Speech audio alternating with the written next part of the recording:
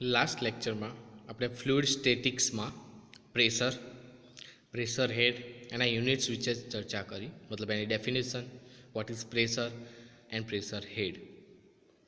हवे आपणे भणी रह्या छे फ्लूइड स्टेटिक्स। ज्यां ज्यां फ्लूइड स्टेटिक्स संकळायेलुं छे त्यां एक नियम खूब ज आधारभूत एटले के महत्वनो जे बधा ज नॉर्म्सनुं कार्य कर बधा ज नॉर्म्स माटे जवाबदार है, बधा ज प्रिंसिपल माटे एक अनिवार्य प्रिंसिपल है फ्लूइड स्टेटिक्स माटे ए छे एनो पास्कलनो नियम एटले के Pascal's law.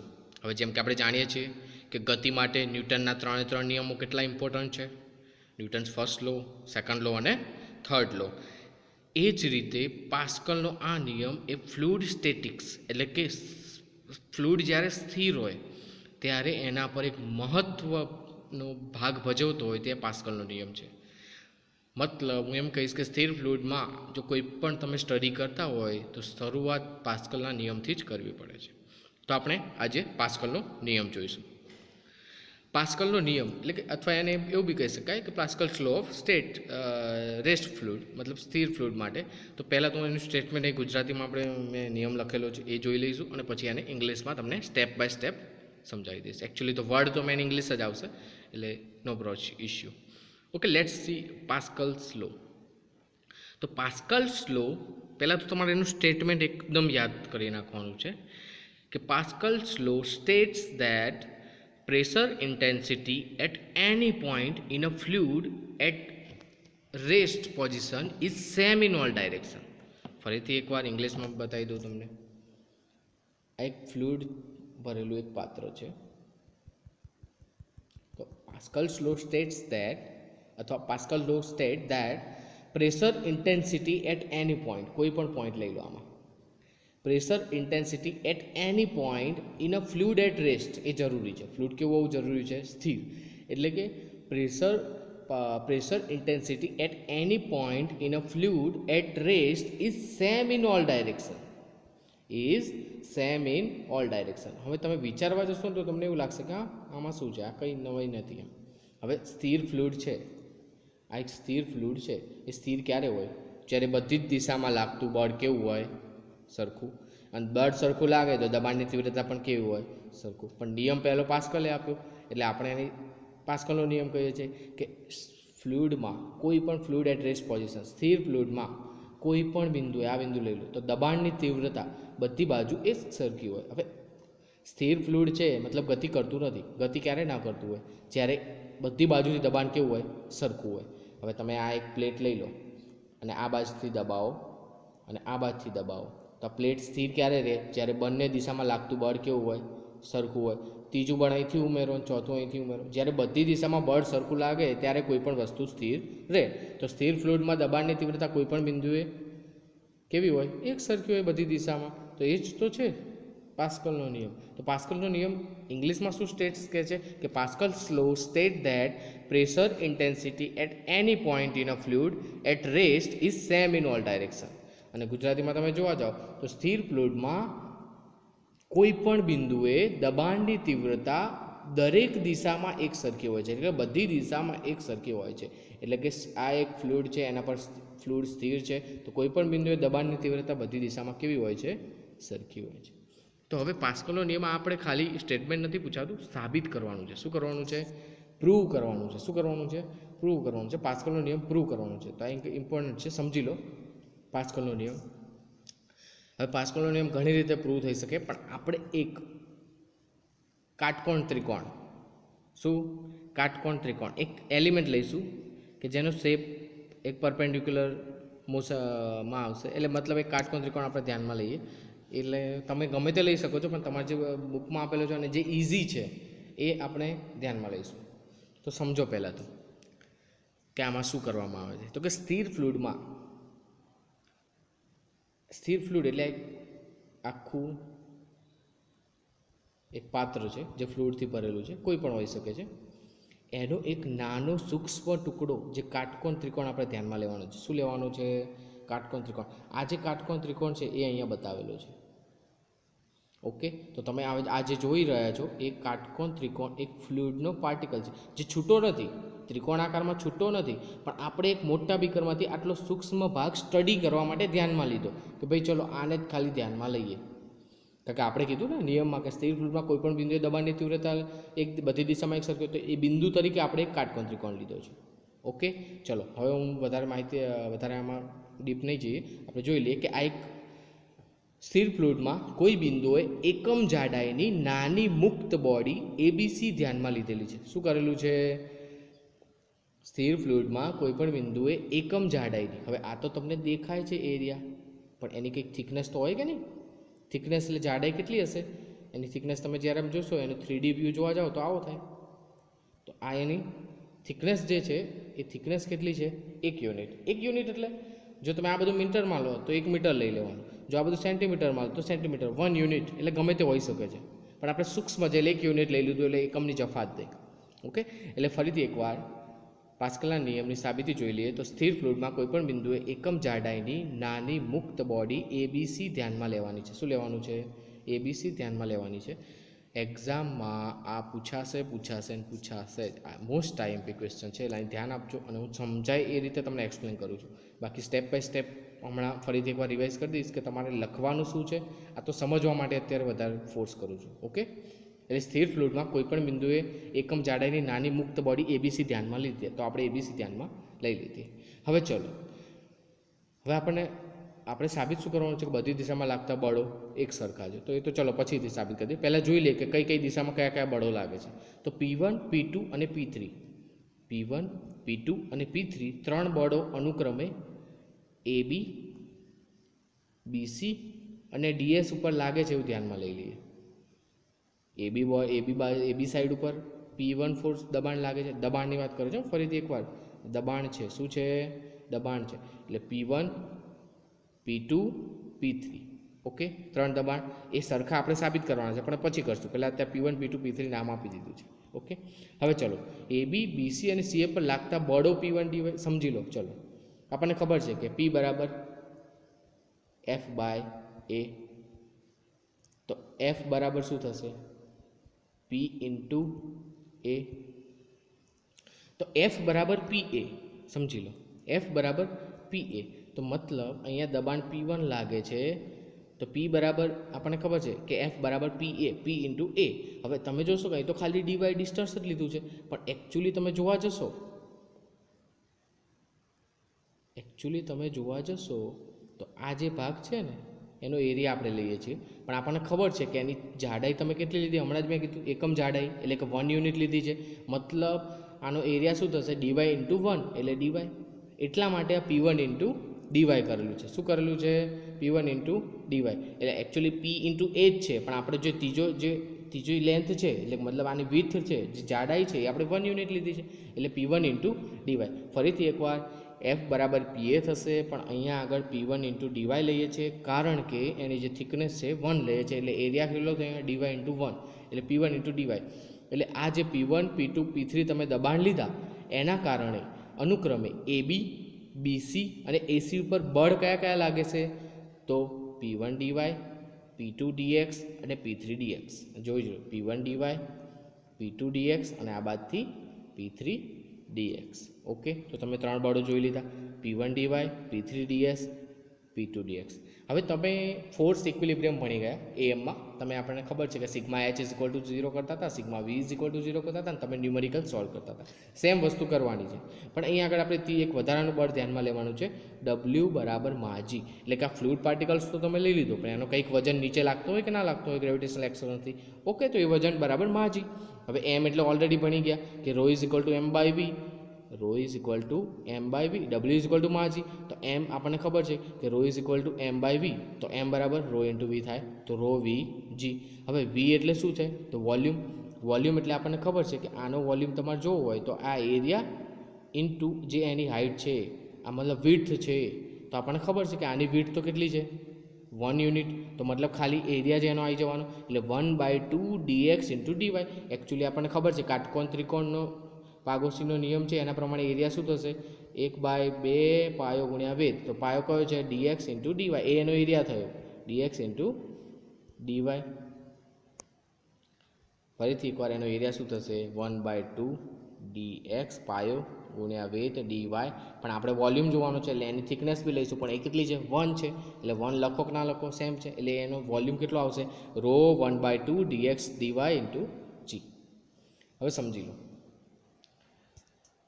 dx dy into g એટલે ટોટલ આના પર લાગતા બળો કેટલા થઈ ગયા, એક આડું બળ આ, એક અહીંથી નીચે જતું આ, એક ઉપરથી નીચે આવતું, ખ્યાલ આવે છે, એક p1 dy,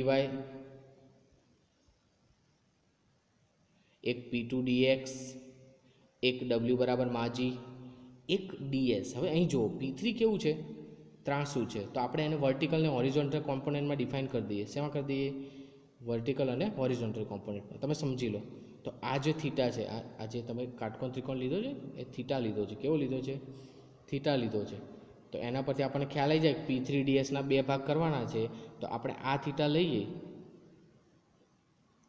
આ જે થીટા લઈએ તો આ પણ થીટા થશે, કેટલો થશે થીટા થશે. તો તમારે ડાયરેક્ટ યાદ રાખવું હોય તો એ પણ યાદ, તમે ઓલરેડી ભણી ગયા છો અનુકોણની જોડ સમકોણની જોડ, પણ એમાં ટાઈમ ન વેસ્ટ કરતા આપણે ડાયરેક્ટ જોઈ લઈએ. p3 ds ના બે ઘટક પડશે, એક આડો ઘટક પડશે, એ p3 ds sin થીટા આવશે. કયો આવશે p3 ds sin થીટા, અને જે આમ ઊભો ઘટક આવશે એ p3 ds cos થીટા, જે બતાવેલા છે ઓલરેડી. તો હવે આ p3 ગણવાનું નથી, એની જગ્યાએ શું લઈ લેવાનું છે p3 ds sin theta, p3 ds cos theta. તો મતલબ બળો કયા આયા, એક તો p1 dy આડું આવ્યું, એક આડું બળ p3 ds. તો ચલો હવે આપણે આગળ જોઈએ. તો આપણે જોઈએ પહેલાં હોરિઝોન્ટલ બળો. કયા બળો હોરિઝોન્ટલ બળો કયા કયા 0 છે, તો ચલો આડા બળો જોઈએ તો p1 dy એક જમણી બાજુ જાય છે, અને આ ડાબી બાજુ આવતું એક જ બળ છે p3 ds sin થીટા. તો એ બંને શું થયા, મતલબ સ્થિર છે. આ ફ્લુઇડ પાર્ટિકલ્સ કેવો છે સ્થિર છે, તો મતલબ ડાબી બાજુ જતું બળ બરાબર જમણી બાજુ જતું બળ, મતલબ લેફ્ટ હેન્ડ સાઈડ પુશ કરતું બળ બરાબર રાઈટ હેન્ડ સાઈડ પુશ કરતું બળ. તો આપણે અહીં જોઈ શકશું કે sigma h is equal to 0, મતલબ એકચ્યુઅલી આ પ્લસ માઇનસ કરી શકો તમે કે આ બાજુ લેફ્ટ સાઈડ તમે પ્લસ લો છો તો આ રાઈટ સાઈડ માઇનસ લેવાનું, પણ હું તમને એવું કહીશ કે left hand side is equal to right hand side, એટલે actually sigma h is equal to 0, એટલે એનો મતલબ એવો થાય કે p1 dy minus p3 ds sin theta is equal to 0. પણ હવે તમે હોશિયાર સ્માર્ટ છો એટલે મારે પ્લસ માઇનસ બતાવવાની જગ્યાએ મેં ડાયરેક્ટ બતાવી દીધું છે કે ડાબી બાજુ જે બળ આવે છે ઇઝ ઇક્વલ ટુ જમણી બાજુ જે બળ આવે છે, મતલબ p1 dy is equal to p3 ds sin theta. Okay, મતલબ ડાબી બાજુનું ફોર્સ મતલબ રાઈટ સાઈડ જતું ફોર્સ અને લેફ્ટ સાઈડ જતું ફોર્સ એ બંને ઇક્વિવેલન્ટ છે p1 dy, કારણ કે તો જ ફ્લુઇડ પાર્ટિકલ સ્થિર હોય, એટલે p1 dy is equal to p3 ds sin theta. પણ હવે જો આપણે ત્રિકોણમાં જોઈ શકીએ છીએ કે સાઇન થીટા બરાબર શું થાય, તો સાઇન થીટા એટલે તમને ખબર છે સામેની બાજુ અપન કોણ, તો sine theta is equal to dy by ds. તો એના પરથી આપણને ખ્યાલ આવી જાય કે આપણને ખબર છે કે સાઇન થીટા બરાબર dy બાય ds, તો સાઇન થીટાની વેલ્યુ મૂકી જઈએ dy ઇઝ ઇક્વલ અપન ds, તો ds જાય એટલે p1 dy is equal to p3 dy, અને માટે જ p1 is equal to p3, તમારું ઇક્વેશન નંબર 1. ખ્યાલ આવ્યો, તમે હોરિઝોન્ટલ ફોર્સો સરખાઈ દીધા, ઇક્વિવેલન્ટ કર્યા, એના પરથી તમારે p1 is equal to p3 આવ્યો. હવે જોવાનું છે વર્ટિકલ ફોર્સ. વર્ટિકલ કયા કયા ફોર્સ લાગે છે જોઈ લો. તો પહેલાં ઉપરથી નીચે આવતો force p3 ds cos theta, okay એક જ છે ફાઇનલ, હા ઉપરથી નીચે આવતું એક જ છે p3 ds cos થીટા. હવે નીચેથી ઉપર જતામાં બે ઉપરથી નીચે આવતું બીજું પણ એક છે ને p3 ds cos થીટા, અને બીજું એક w બરાબર માજી, એટલે બે ફોર્સ ક્યાં આવે છે નીચે આવે છે. કયા કયા, એક p3 ds cos થીટા અને એક w બરાબર માજી, એ બે ફોર્સ ઉપરથી નીચે આવે છે, અને એક ફોર્સ નીચેથી ઉપર જાય છે જે કયું છે p2 dx. માટે આપણે ખ્યાલ છે કે આખો જે બોડી છે રેસ્ટ પોઝિશનમાં છે, મતલબ એના પર લાગતા બળો બધી દિશામાં સરખા હોય, તો આપણે વર્ટિકલ એરિયા ધ્યાનમાં લઈ લઈએ તો p2 ઇન્ટુ dx મતલબ નીચેથી ઉપર જતું બળ બરાબર ઉપરથી નીચે આવતા બળ, એટલે એપ્રોક્સિમેટલી શું થશે p2 dx is equal two ઉપરથી નીચે આવતા બળ, તો rho g dx dy by 2 plus p3 ds cos theta. હવે ચલો તમને બીજું એક એક્ઝામ્પલ આપો. 0.002 ગુણ્યા 1 એટલે શું થાય 0.002. હવે 0.002 મલ્ટીપ્લાય 0.002 કેટલું થાય, તો 0.00004. મતલબ શું સમજો છો તમે કે જો અહીંયા આપણે સૂક્ષ્મ ટુકડો ધ્યાનમાં લીધો છે, કેવો ટુકડો ધ્યાનમાં લીધો છે? સૂક્ષ્મ ટુકડો ધ્યાનમાં લીધો છે. સૂક્ષ્મ મતલબ બહુ નાના માપનો, એટલે કે dx. હવે સૂક્ષ્મ જોડે બીજું સૂક્ષ્મ ગુણવામાં આવે, dy પણ સૂક્ષ્મ જ છે. જ્યારે પણ તમે સ્ટડી કરવા માટે જે ધ્યાનમાં લીધો છે, dx પણ નાનો છે, dy પણ નાનો છે, તો મલ્ટીપ્લાય કરશો તો અતિ સૂક્ષ્મ થઈ જવાનું છે. તો અતિ સૂક્ષ્મ છે તો એપ્રોક્સિમેટલી ઇગ્નોર કરી શકાય. શું કરી શકાય? એપ્રોક્સિમેટલી ઇગ્નોર કરી શકાય. એટલે માટે આ જે વજન બળ છે એ સૂક્ષ્મ ટુકડાનું શું કરીએ છીએ આપણે? ઇગ્નોર કરીએ છીએ. માટે એ નિયમમાં જ એને કીધેલું છે પાસ્કલે. ઓકે, એકચ્યુઅલી આઈડિયલ ફ્લુઇડ માટે છે, પણ વાંધો નહીં, તમે અત્યારે એટલું ધ્યાન P2 dx એટલે આ વસ્તુ ઇગ્નોર કરવાની. કેમ ઇગ્નોર કરવાની એ પણ મેં કીધું કે 0.002 મલ્ટીપ્લાય 0.002 હોય તો 0.00004 થાય, મતલબ અતિ સૂક્ષ્મ થઈ જાય. તો અહીં જો P2 dx is equal to P3 ds dx by ds. કેમ? કારણ કે આપણને ખબર છે કે ત્રિકોણમાં હમણાં જોયું કે cos થીટા બરાબર પાસેની બાજુ અપન કર્ણ, એટલે કે dx અપન dx. ઉપર ટ્રાયેંગલમાં જ આવેલું છે. આ ઉપર ટ્રાયેંગલમાં જોયું આપણે કે cos થીટા sin થીટા બરાબર આમ થાય છે, સામેની બાજુ અપન કર્ણ, તો cos થીટા બરાબર શું થશે? તો કે પાસેની બાજુ અપન કર્ણ, એટલે cos થીટા બરાબર dx અપન ds. ઓકે, તો આ જ વેલ્યુ આમાં અહીંયા મૂકેલી છે. ઓકે, અહીં કૌંસમાં લખવું જ લખી શકો તમે કે આનું કારણ શું છે કે cos થીટા બરાબર dx અપન ds. અને એના પરથી આપણે જોઈ શકીએ છીએ, ઉડાડી શકાય ds ds, અને એના પરથી P2 = P3 આવી જશે, કારણ કે ds dx જતા રહેશે. માટે ઇક્વેશન 1 અને 2 પર છે આપણે શું સાબિત કર્યું? પાસ્કલનો નિયમ સાબિત કરી નાખ્યો. આપણે પાસ્કલનો નિયમ સાબિત કરી નાખ્યો 1 અને 2 ઉપરથી કે ભાઈ પાસ્કલનો નિયમ શું કહે છે કે સ્થિર ફ્લુઇડમાં દબાણની તીવ્રતા કોઈ પણ બિંદુએ બધી દિશામાં કેવી હોય છે? એક સરખી હોય છે. એટલે ઇંગ્લિશમાં જોઈએ, Pascal law state that pressure intensity at any point in a fluid at rest in same in all direction. મતલબ બધી દિશામાં કેવી હોય છે? સરખી હોય છે. ફરીથી એકવાર ઇંગ્લિશમાં જોઈ લઈએ. તો પહેલા નિયમ લખી દેવાનો. નિયમ ઓલરેડી તમને ખ્યાલ છે કે pressure intensity in a rest fluid at rest position is same in all direction at any point. Okay, હવે તો let assume triangle ABC free fluid particles which is in rest position. એક ધ્યાનમાં લીધો છે ABC ટુકડો, એના પર pressure કયું કયું છે? ધારો કે વન સાઈડ P1 પ્રેશર લાગે છે, સેકન્ડ સાઈડ P2 પ્રેશર લાગે છે, અને ત્રીજી DS સાઈડ ઉપર P3 પ્રેશર લાગે છે. હવે ત્રણ દિશામાં પ્રેશર લાગે છે, તો એ પ્રેશરના લીધે એરિયા ફોર્સ કયા કયા થશે? તો જોયું આપણે, એના લીધે જે ફોર્સ થવાના છે એ કયા કયા છે? P1 dy, P2 dx અને P3 ds. મતલબ આના પર લાગતું બળ જે છે એ પ્રેશર P1 ના કારણે P1 × dy છે, P2 dx છે અને P3 ds છે. પણ આ જે P3 ds છે એ ના તો હોરિઝોન્ટલ છે ના તો વર્ટિકલ છે. એટલે એના બે ભાગમાં ડિફાઇન કર્યું. આ તમે એમાં ભણી ગયા છો ઓલરેડી. તો P3 ds sin થીટા ઉપર આવશે અને P3 ds cos થીટા આ બાજુ આવશે, વર્ટિકલ ને હોરિઝોન્ટલ.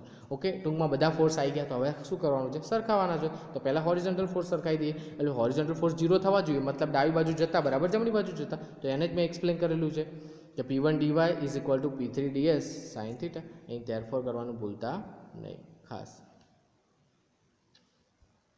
અહીં બી ધેરફોર કરવાનું ભૂલતા નહીં, મારે રહી ગયું છે.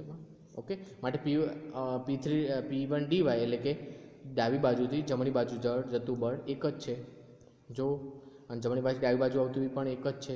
મતલબ આ બંને શું કરવાના છે? સરખાવવાના છે. જે બંને હોરિઝોન્ટલ ફોર્સ છે તો એ બંને સરખા હોય. તો P1 dy = P3 ds sin theta. તો sin થીટા બરાબર તમને ખબર છે, સામેની બાજુ ઓપન કરવાનું, તો dy by ds, એટલે એના પરથી ઉડી જાય અને આવી P1 by P3. એ જ રીતે તમારો વર્ટિકલ ફોર્સ સરખાવવાના છે. sigma v = 0. Let's equilibrium vertical force. Now body in a state position, then vertical force are equilibrium position. Then ઉપરથી નીચે જતા ફોર્સ બરાબર નીચેથી ઉપર આવતા ફોર્સ. તો પહેલાં જોઈએ નીચેથી ઉપર આવતું ફોર્સ કયું છે? એક જ છે, P2 dx. એ બરાબર શું થશે? ઉપરથી નીચે આવતા ફોર્સ બે છે, એક W બરાબર માજી અને એક P3 ds નો વર્ટિકલ ઘટક, એટલે P3 ds cos થીટા. તો એ બંને સરખાય છે. તો મતલબ વર્ટિકલ પાર્ટ્સમાં આપણે સરખાઈ દઈએ કે P2 dx = ρg dx dy P3 ds cos theta.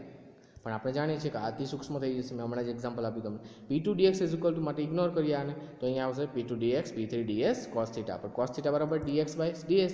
તો કેમ? તો કે આપણે જોયું ટ્રાયેંગલમાં કે cos એટલે પાસેની બાજુ પણ કર્ણ, એના ઉપરથી dx by ds. તો એના પરથી P2 by P3. અને આમાં આપણે સાબિત કરીએ છીએ કે P1 P2 P3 ઓકે, તો મતલબ Pascal's law state that the pressure intensity at any point in a fluid at rest same in all direction. Okay, અને એપ્લિકેશન આવશે એની કઈ કઈ, તો કે ઘણા હાઇડ્રોલિક મશીનમાં, બધા લગભગ હાઇડ્રોલિક મશીન એ પાસ્કલના નિયમ ઉપર કામ કરે છે. ખાલી હાઇડ્રોલિક નહીં, ન્યુમેટિક ડિવાઇસ પણ પાસ્કલના નિયમો પર કામ કરે છે, જેમ કે હાઇડ્રોલિક પ્રેસ, હાઇડ્રોલિક પ્રેન, હાઇડ્રોલિક લીપ, આપણે આગળ લેક્ચરમાં જોવાના છે. ઓકે, તો આ થયો પાસ્કલનો નિયમ, જે ફ્લુઇડ સ્ટેટિક્સનો મોસ્ટ આઈએમપી નિયમ છે, ક્વેશ્ચન છે, જે પૂછાય જ છે.